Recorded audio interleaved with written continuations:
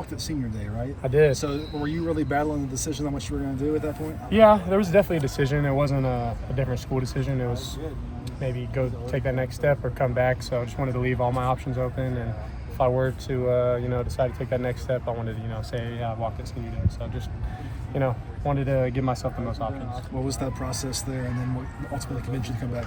Yeah, I mean, all the exit meetings with Coach Hansen at the time, Coach Riley, and there's a lot. They had a lot to offer, and I definitely felt like I had a bunch of unfinished business here, and it didn't feel right leaving last year out on that note. So wanted to come back, make my last one my best one. What does Coach Savage bring to the room that's different from the way Coach Hansen was? Yeah, Coach Savage has been awesome.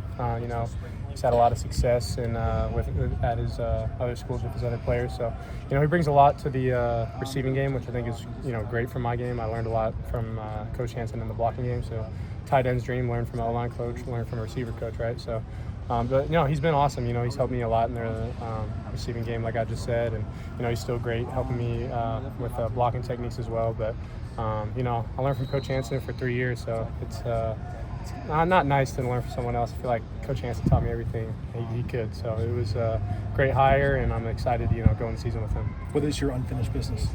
Winning something. I have 2 bowl game rings, but I want something that means a little more. So that's not only what I want, it's what our whole team wants. So that's what we have on our mind right now in spring, but we got to take it one day at a time. Like, as the older spokesman of this tight end group, first of all, what have you seen kind of from the younger guys who've come in, and second of all, have they been pushing you and kind of giving you a hard time, or have they been great to work with?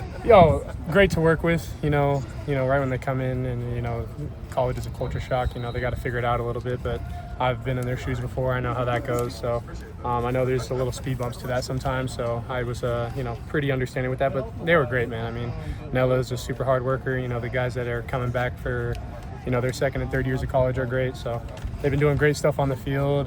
Great guys on and off the field. Do you anticipate your room being a bigger part of the passing game this year? Yeah, absolutely. I think that was one of the things that me and Coach Riley talked about after the season. It's something that was important to both of us, that we wanted to display a little bit more. So.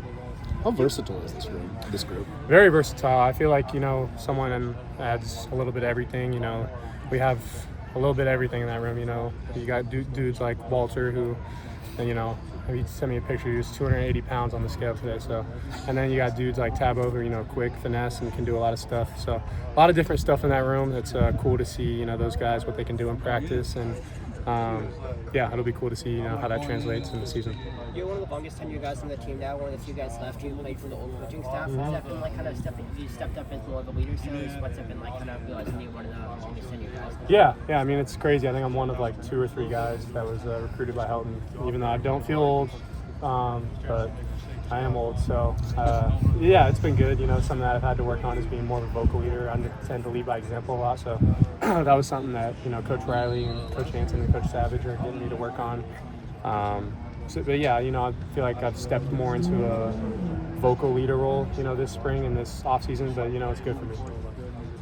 What does it take for the younger guys to take on that leadership role, maybe to be a little bit more vocal? How does that come out? Yeah, I mean, it's tough. I mean, I used to be, a guy that was kind of on the edge of, being a leader vocally or just, not saying anything. So just being confident, just trusting in the work that you put in, and knowing that if you, have to get on somebody, they're going to respect you because you do the right things all the time. And so if you're a dude that leads by example, then the next step is being a vocal leader, and I think that we have a lot of guys that are taking that step this spring.